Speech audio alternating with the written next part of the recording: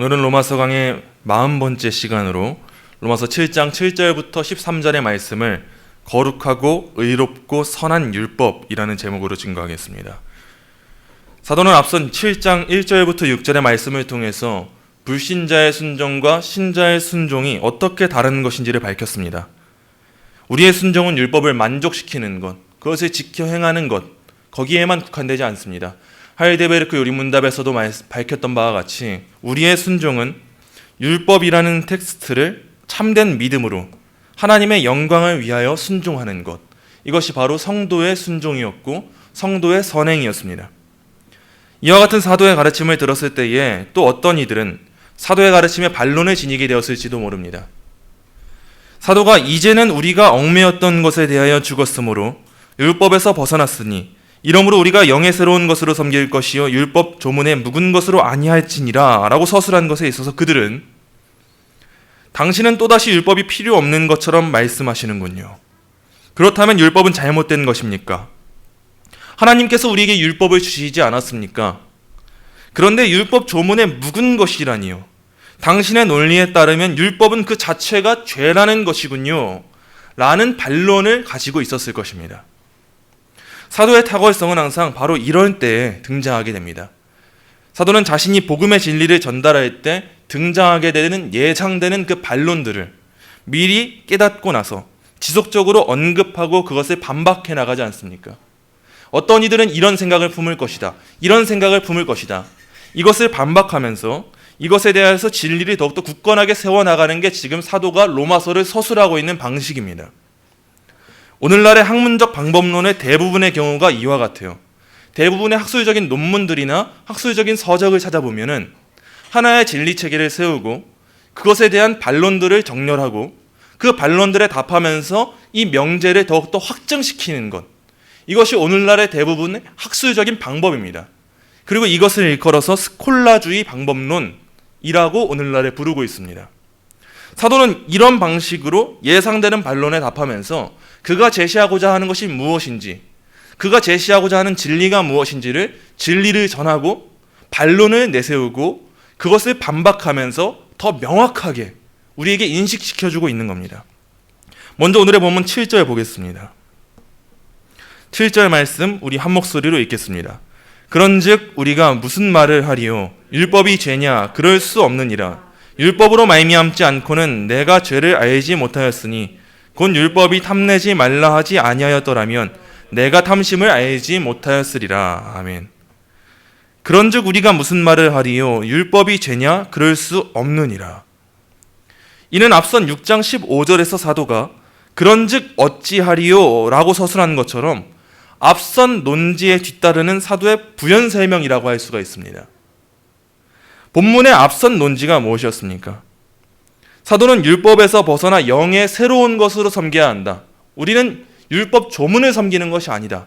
영의 새로운 것으로 율법을 지키는 것이다 라는 걸 말하지 않았습니까? 앞선 말씀을 단면적으로만 살펴본다면 독자들은 어떤 오해를 품을 수 있을까요? 우리는 율법 조문에 묵은 것을 섬기는 자들이 아니다. 영의 새로운 것을 섬기는 자들이다. 이 말씀을 단면적으로만 살펴본다면 그들은 마치 율법을 사도가 부정적으로 평가하고 있는 듯한 오해를 품을 수 있을지도 모릅니다. 아, 율법 조문은 묵은 것이구나. 그것은 우리가 지켜야 할 필요가 없구나. 이렇게 단면적으로 받아들일 수 있을지도 몰라요. 바로 그런 반론들과 예상되는 상황들을 인식하고 사도는 미리 말하는 겁니다. 그럴 수 없느니라. 지금 우리가 몇 주간 살펴보는 말씀에서 사도가 그럴 수 없느니라를 몇 번이나 말하는지 몰라요. 그럴 수 없느니라. 그럴 수 없느니라. 이때 우리가 항상 떠올려야 될 것은 사도는 강력한 표현으로 그럴 수 없느니라를 말하고 있다는 거예요. 하나님께서 금하신다. 하나님께서는 그것을 허락하지 않으신다. 이 정도의 강력한 표현으로 사도가 답해주는 거예요. 율법이 죄냐? 그럴 수 없느니라. 너희가 말하는 것처럼 율법이라는 것이 잘못된 거냐? 율법 자체가 문제냐? 하나님께서 그것을 금하신다. 이렇게 사도는 지금 말하고 있습니다. 하나님께서 그것을 금하시는 이유, 율법이 죄가 될 수 없는 이유를 사도는 이어서 밝혀나갑니다. 율법으로 말미암지 않고는 내가 죄를 알지 못하였으니. 우리가 이전에도 다뤘던 것처럼 율법의 용도 중 하나는 죄를 정죄하고 깨닫게 하는 겁니다. 죄가 무엇인지를 알게 하는 것. 바로 이 역할을 율법이 감당하고 있어요. 어리석은 자들은 율법이 그 자체로 죄라고 말하는데 문제는 율법이 아닙니다. 바로 우리의 죄가 문제지 율법이 문제여서 우리가 죄를 짓는 게 아니라는 거예요. 청교도 주석가 매튜 헨리는 본절을 다음과 같이 해설했습니다.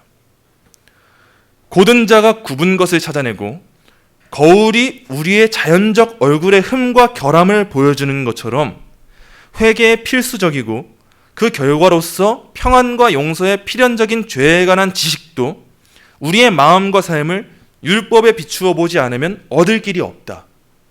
율법이 하고 있는 역할이 바로 이거라는 거예요. 우리 얼굴에 흠이 묻었을 때 우리가 얼굴의 흠을 발견하려면 어떻게 합니까? 거울을 봐야 되는 거예요. 굽은 것을 찾아내기 위해서는 고든 자가 찾아내는 거예요. 마찬가지로 우리가 죄를 짓고 있는지 아닌지를 알기 위해서 무엇이 필요합니까? 율법이 필요하다는 겁니다. 하나님의 올바른 뜻이 무엇이고 하나님의 의의가 무엇인지를 밝혀주는 율법이 우리의 죄를 밝혀준다는 거예요. 그렇기 때문에 어떤 어리석은 자들은 율법이 잘못됐기 때문에 우리가 죄를 짓는군요. 그렇다면 율법은 죄입니다. 악입니다. 라고 말할지 모르지만 사도는 지금 밝혀나가는 겁니다. 죄의 원인은 율법에 있지 않다는 것을 말입니다. 오히려 율법은 우리로 하여금 우리의 죄를 깨닫게 해요. 우리는 앞선 로마서 3장에서 이미 살펴본 것처럼 율법으로는 죄를 깨달을 뿐 율법 그 자체로 구원을 얻을 사람은 단 한 사람도 없습니다. 우리는 율법으로 구원받으려 하는 사람들이 아니에요. 그러나 하나님께서 율법을 허락하신 이유가 무엇이냐? 율법으로 우리의 죄를 깨닫게 하시기 위함입니다. 단순하게 너희 죄인인 거 알아라 이 정도에서 머무는 게 아니에요.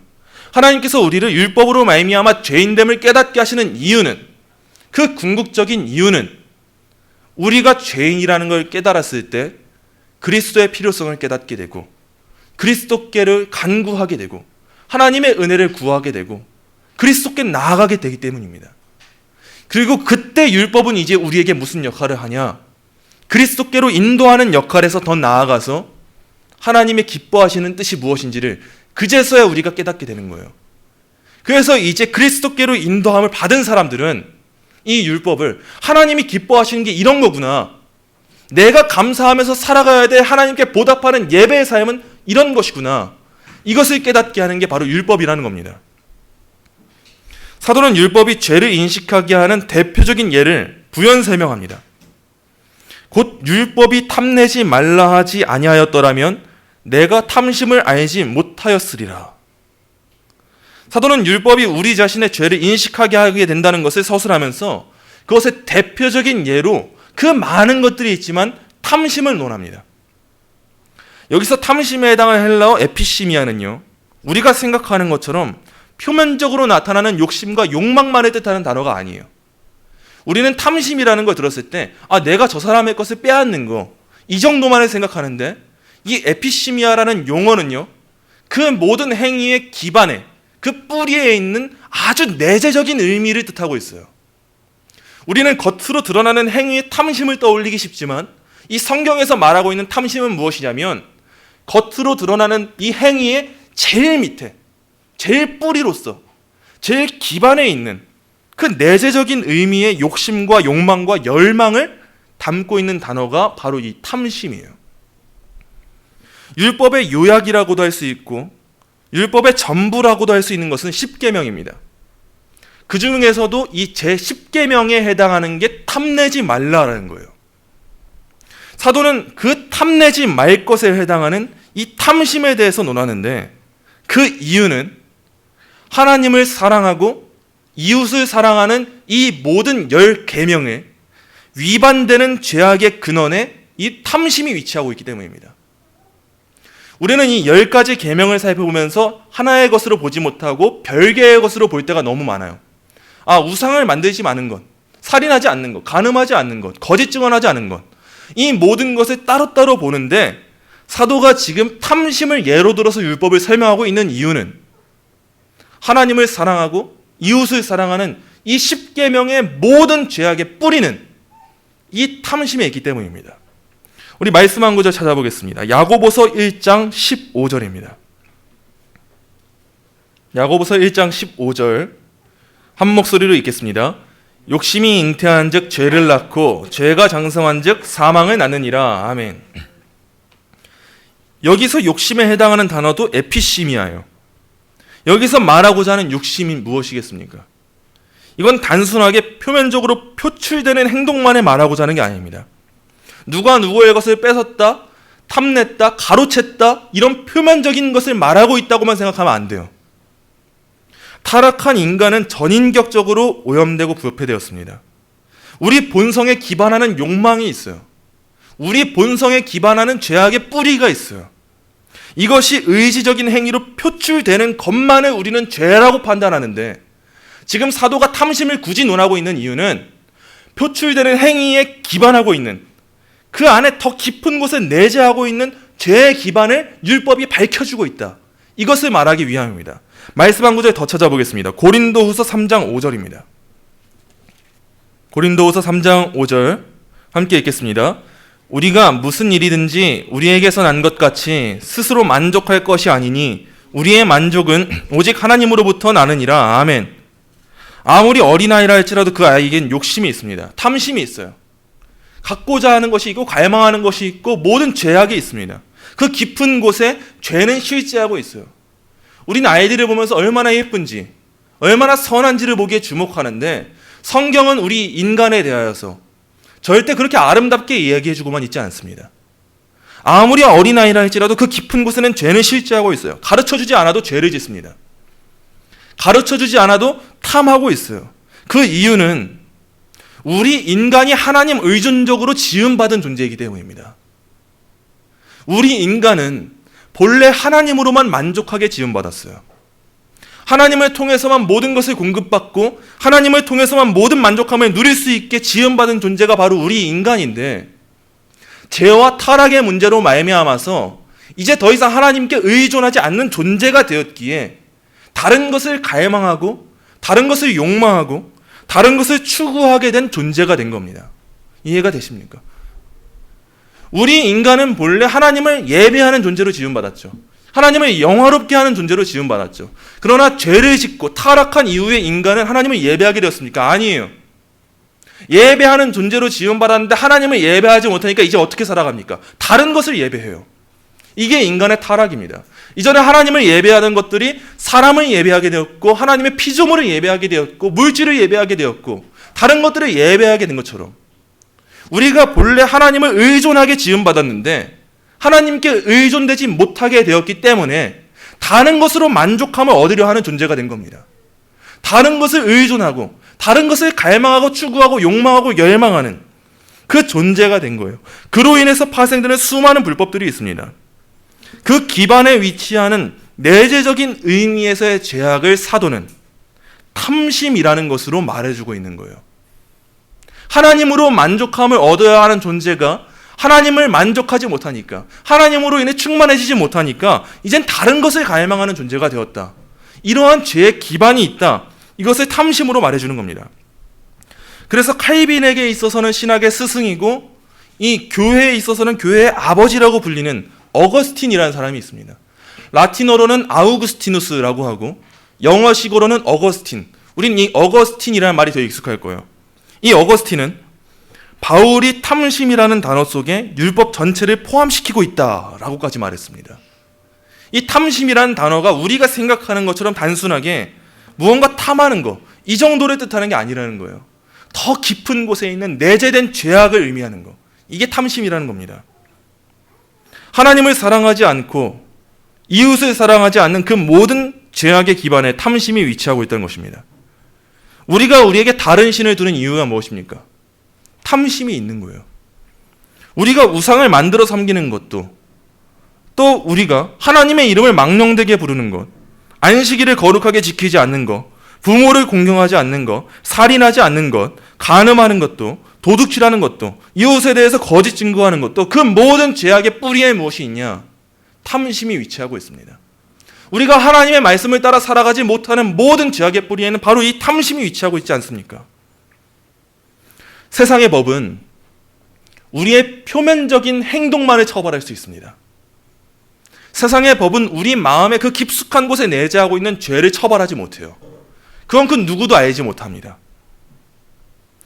또한 오늘날의 수많은 강연들과 심리학, 상담학적 교훈들은요, 우리들의 마음에 내재하고 있는 분노와 시기와 질투와 욕망과 같은 감정들을 그 자체로 죄라고 말해주지 않아요. 여러분들의 마음에 있는 그 욕망들은 그 자체로 죄는 아닙니다. 여러분 잘 살아왔어요. 이런 식의 가르침만 줘요. 여러분 마음 가운데 있는 시기와 질투는 충분히 가질 수 있는 거예요. 사람이라면 그런 거예요. 세상은 이렇게 가르침을 주고 있어요. 이렇게 속삭이고 있어요. 수많은 그리스도인들이 이것에 현혹돼서 그래 맞아. 나도 사람이니까 나도 그런 욕망쯤 품을 수 있지. 나도 사람이니까 그런 시기 하나 가질 수 있지. 그래 이런 시기도 가지면서 나는 더 건강해질 수 있는 거야. 이렇게 수많은 그리스도인들이 현혹되고 있습니다. 또한 로마 가톨릭은 거듭난 자들에게 탐심은 그 자체로 죄가 아니다라고 가르치고 있어요. 지금 세상도 로마 가톨릭도 다 이 탐심의 문제를 죄로서 다루지 못하고 있습니다. 그러나 하나님은 이 모든 것을 뛰어넘어서 우리의 표면적인 행위만이 아니요 모든 행위와 감정과 의지의 기반이 되는 이 탐심의 문제를 율법으로 말미암아서 깨닫게 하십니다. 세상은 그 누구도 표면적으로 나타나게 되는 행위가 아니고서는 그것을 죄라고 밝힐 수가 없어요. 그러나 하나님은 우리가 행동으로 표출하지 않은 내재적인 의미에서의 죄 또한 그것을 죄라고 말하고 계십니다. 그 일을 율법이 말하고 있는 거예요. 그래서 사도는 이렇게 말하는 겁니다. 율법으로 말미암지 않고는 내가 죄를 알지 못하였으니 곧 율법이 탐내지 말라 하지 아니하였더라면 내가 탐심을 알지 못하였으리라 라고 말입니다. 이어지는 말씀 보겠습니다. 8절부터 11절입니다. 8절부터 11절 우리 한 목소리로 함께 읽겠습니다.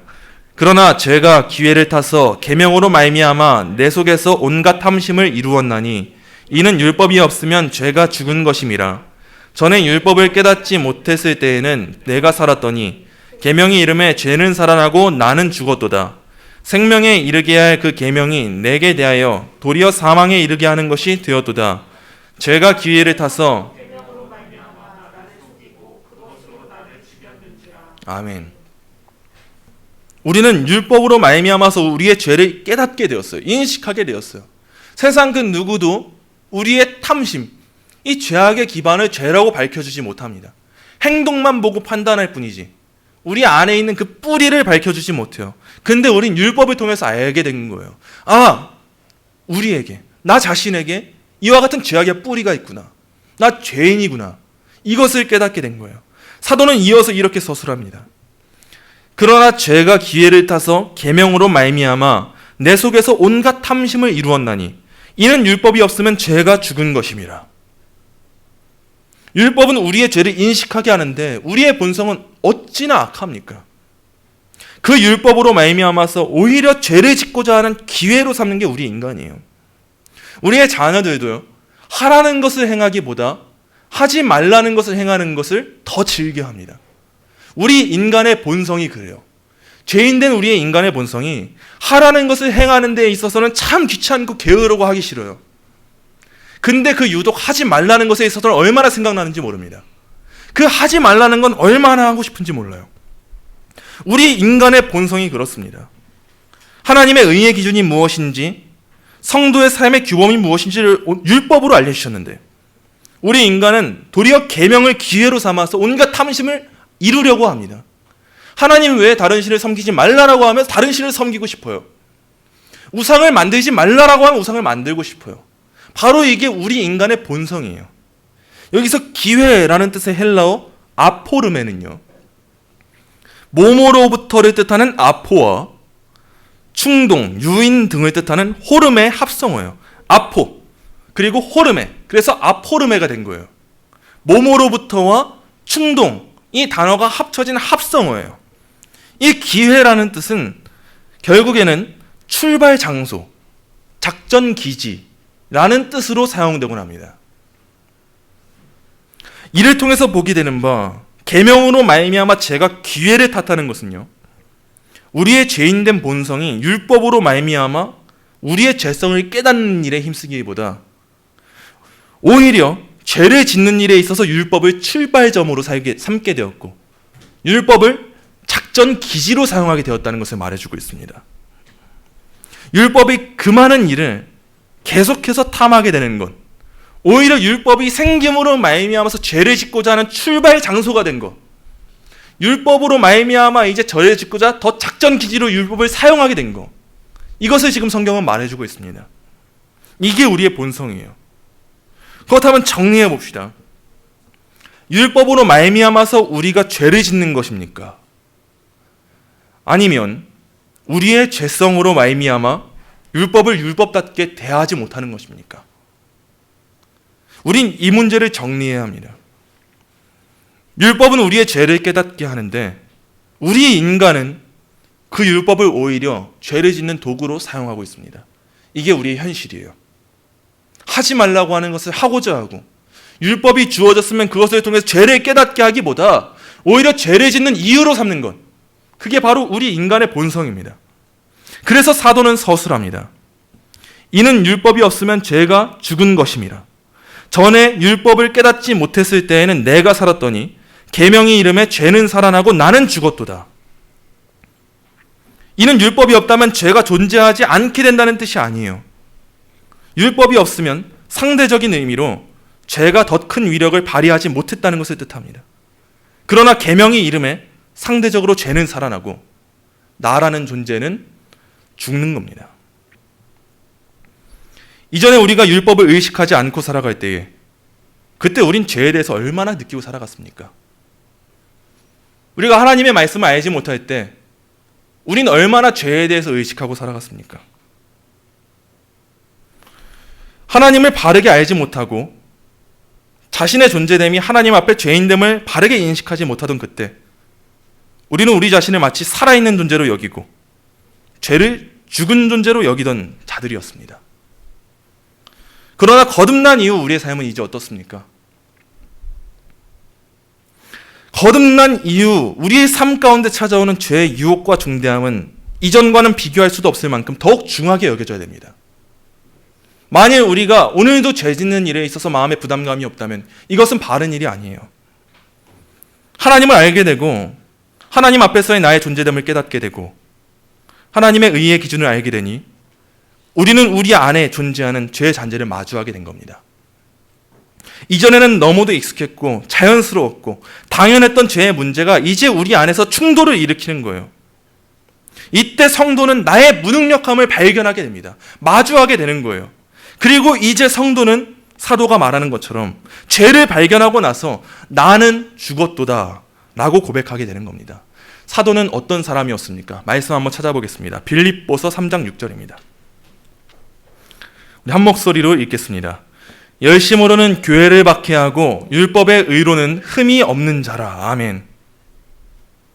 사도는 율법이 없을 때, 즉 그가 거듭나기 이전에는요, 자기 자신에 대해서 율법의 의로는 흠이 없는 자로 여기는 자기 자신이 살아있는 존재로 살아갔던 그러한 사람이었어요. 그러나 그가 거듭나고 그에게 계명이 이르니까 자기 자신 안에서의 영적인 싸움을 발견하게 됩니다. 이전에는 깨닫지 못했던 죄의 문제를 발견하고 이전에는 죄를 사랑하고 갈망했다면 이제는 그 죄를 짓는 자기 자신의 모습을 보는 게 너무나도 괴로워진 그 사도가 된 거예요. 큰 좌절에 빠질 만큼이나 연약한 자기 자신의 모습을 발견하게 된 겁니다. 우리 한번 말씀 더 찾아보겠습니다. 로마서 8장 22절부터 24절입니다. 내 속사람으로는 하나님의 법을 즐거워하되 내 지체 속에서 한 다른 법이 내 마음의 법과 싸워 내 지체 속에 있는 죄의 법으로 나를 사로잡는 것을 보았도다. 오라 나는 곤고한 사람이로다. 이 사망의 몸에서 누가 나를 건져내랴. 아멘. 사도는요, 계명이 이르니까 깨닫게 됐습니다. 이 로마서 7장 제일 마지막 부분에 나오는 이 본문을 두고 수많은 신학적인 논쟁이 있어요. 사도가 지금 자기 자신의 안에 있는 이 두 가지 싸움을 발견하게 됐습니다. 이 육신의 법을 따르고자 하는 이 육신이 있고 또 하나님의 법을 따르고자 하는 하나님의 법이 있는 것. 이 두 법 사이의 충돌을 이 7장 마지막 부분에서 이제 서술해 나가는 거예요. 근데 사도가 중요한 것은 계명이 이르니까 깨닫게 되었다는 거예요. 이전에 사도는 단 한 번도 괴로웠던 적이 없어요. 나는 하나님의 법 다 잘 지켰습니다. 나 정말 의로운 사람이고 선한 사람입니다. 이렇게 살아갔는데 그가 거듭나고 계명을 통해서 자기 자신의 죄를 인식하고 나니까 이제 고백하는 거예요. 나는 죽었도다. 이전에는 보지 못했던 죄의 문제를 율법 때문에 보게 되고 깨닫게 된 겁니다. 그래서 사도는 오늘의 본문에서 서술하는 거예요. 생명에 이르게 할 그 계명이 내게 대하여 도리어 사망에 이르게 하는 것이 되었도다. 죄가 기회를 타서 계명으로 말미암아 나를 속이고 그것으로 나를 죽였는지라. 사도는 율법의 본래의 목적을 말해줍니다. 율법은 인간의 범죄를 위해서 주어진 것이 아니고 우리를 생명의 길로 인도하기 위해 하나님께로부터 주어진 것입니다. 그러나 타락한 인간이 하나님의 규범을 지킬 길이 있겠습니까? 결국 그 율법은 인간의 죄악으로 말미암아 우리를 사망에 이르겠다는 거예요. 그리고 사도는 그가 말하고자 하는 결론을 이로부터 도출합니다. 마지막 12절 13절입니다. 12절 13절 함께 읽겠습니다. 이로보건대 율법은 거룩하고 계명도 거룩하고 의로우며 선하도다. 그런즉 선한 것이 내게 사망이 되었느냐? 그럴 수 없느니라. 오직 죄가 죄로 드러나기 위하여 선한 그것으로 말미암아 나를 죽게 만들었으니 이는 계명으로 말미암아 죄로 심히 죄되게 하려 함이라. 아멘. 우리는 오늘의 말씀을 통해서 두 가지를 기억해야 합니다. 먼저 첫째로 이로 보건대 율법은 거룩하고 계명도 거룩하고 의로우며 선하다는 것을 기억해야 합니다. 율법은 우리의 죄의 기원이 되지 못해요. 죄의 원인이 되지 못해요. 사도가 말하는 것처럼 선한 것이 우리에게 사망이 될 수는 없는 법이에요. 청교도 주석가 매튜풀은 본절을 다음과 같이 주의했습니다. 하나님의 율법을 묘사하는 여기에 새 형용사는 다음과 같이 구별될 수 있다. 율법은 그것의 의식적인 부분의 측면에서 거룩하며 그것의 법정적인 부분의 측면에서 의로우며 그것의 도덕적인 부분의 측면에서 선하다. 또 율법은 하나님에 대한 우리의 의무를 가르쳐주는 측면에서 거룩하며 이웃에 대한 우리의 의무를 보여주는 측면에서 의로우며 그것의 효과와 목적의 측면에서 선하다. 하나님의 이 율법은요, 하나님이 거룩하고 의롭고 선하시기 때문에 그 자체로 죄가 될 수 없습니다. 율법 또한 거룩하고 의롭고 선하다는 것을 우리는 꼭 기억해야 합니다. 그러므로 둘째로 죄의 원인은 율법이 아니라 인간의 타락에 있다는 것을 기억하셔야 합니다. 율법이 우리를 사망으로 인도하는 것이 아니요, 우리의 타락이 우리를 사망으로 인도하는 거예요. 하나님의 율법은 선한데 우리는 율법을 지켜 행하지 못합니다. 하나님의 율법은 선한데 우리의 죄악된 본성은 그것을 그릇되게 사용하고자 합니다. 바로 이것이 율법을 깨닫지 못한, 즉 거듭나지 못한 자들이 낳게 되는 열매예요. 과연 그들이 누구를 탓하겠습니까? 이제 다시 한번 율법이 죄입니까? 여기에 이제 우리는 답할 수 있어야 합니다. 그럴 수 없느니라. 하나님께서 그것을 금하신다. 이것을 답해야 합니다. 말씀을 맺겠습니다. 사랑하는 성도 여러분. 그러나 참 감사한 것은 무엇입니까? 율법이 없을 때, 즉 거듭나지 못했을 때에 죄를 죄로서 우리는 인식하지 못했습니다. 그러나 이제는 우리가 사도가 나는 죽었도다라고 고백하는 것처럼 이제는 우리가 우리의 죄를 깨닫게 되었고 우리의 죄를 깨닫게 되었기 때문에 우리의 죄와 사망의 권세로부터 우리를 구원하실 예수 그리스도의 필요성을 깨닫게 되었고 그분의 은혜를 갈망하게 되었습니다. 이전에는 내가 살아있었던 삶을 살아가던 자들이 우리였는데 지금은 이제 나는 죽었도다 라고 고백하면서 나는 예수 그리스도 없이는 안 되는 인생입니다. 예수 그리스도만이 나의 구원자가 되셔야 합니다. 그리스도만이 나의 주님이 되셔야 합니다. 이제는 이것을 간구할 수 있는 그러한 인생이 되지 않았습니까? 이와 같은 은혜의 작용에 무엇이 쓰임받았습니까? 바로 율법입니다. 우리는 이 율법이라는 것을 너무 딱딱하고 우리를 규정짓기만 하고 우리를 억압하는 것처럼 생각하는 자들이 너무 많아요. 그렇지만 우리는 우리가 받은 은혜를 떠올리며 율법을 묵상해야 합니다. 율법을 통해 우리가 우리의 죄를 깨닫게 되었고 그리스도를 갈망하게 되었고 하나님의 뜻대로 살아갈 수 있게 되었다는 거예요. 우리가 하나님의 은혜 가운데 거듭나서 우리의 죄를 깨닫게 되었을 때 우리는 누구를 바라고 누구를 갈망하게 됐습니까? 그리스도예요. 그런 점에 있어서 어거티는 하나님은 우리가 그에게서 무엇을 구해야 할지 알 수 있게 하시기 위해 우리가 할 수 없는 것들을 명하신다라고 말했습니다. 또한 칼빈은 기독교 강요에서 조금 길지만 다음과 같이 말했습니다. 우리 모두의 불의와 저주는 율법의 증언에 의해 확증된다. 그러나 우리가 율법으로 제대로 유익을 얻는 이상 율법은 우리를 절망에 빠뜨리거나 우리의 마음을 낙심케 해서 낭떠러지로 곤두박질 치게 하지 않는다.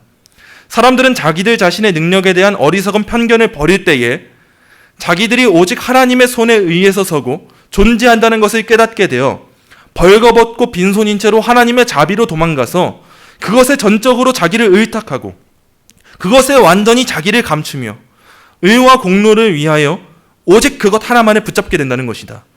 왜냐하면 누구든지 참 믿음으로 구하고 기대하는 자에게는 그리스도 안에서 하나님의 자비가 나타나기 때문이다.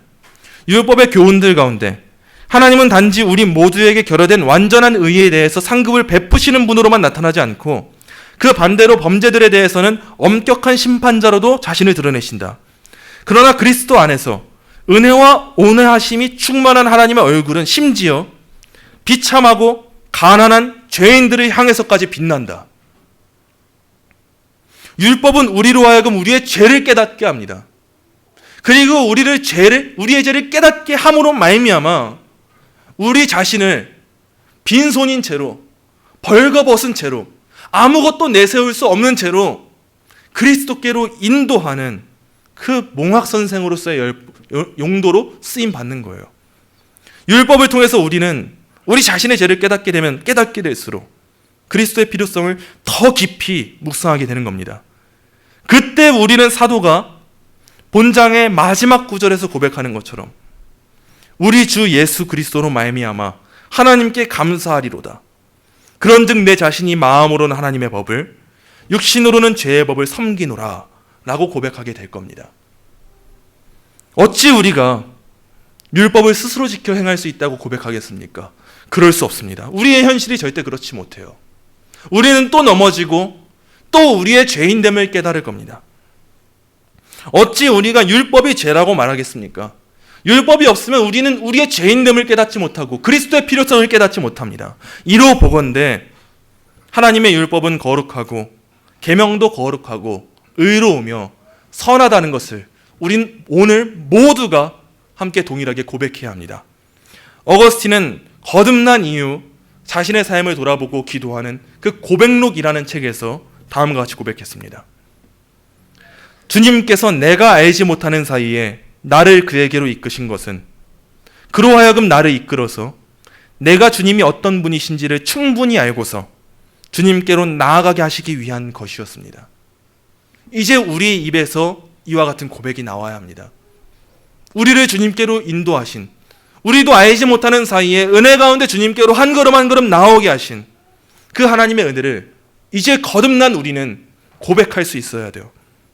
하나님으로부터 거룩하지 않은 것은 나올 수 없습니다. 하나님으로부터 불의한 것은 나올 수 없습니다. 하나님으로부터 악한 것은 나올 수 없습니다. 거룩하고 의로우시며 선하신 하나님만을 신뢰하는 믿음으로 방금 전에 이 어거스틴의 고백과 같은 이 고백, 주님께서는 내가 주님을 알지 못하는 순간까지도 주님께로 인도하셨습니다. 주님은 모든 것이 선하십니다. 의로우십니다. 거룩하십니다. 주의 계명의 말씀이 그러합니다. 이렇게 고백할 수 있는 저와 여러분이 되시기를 간절히 소망합니다.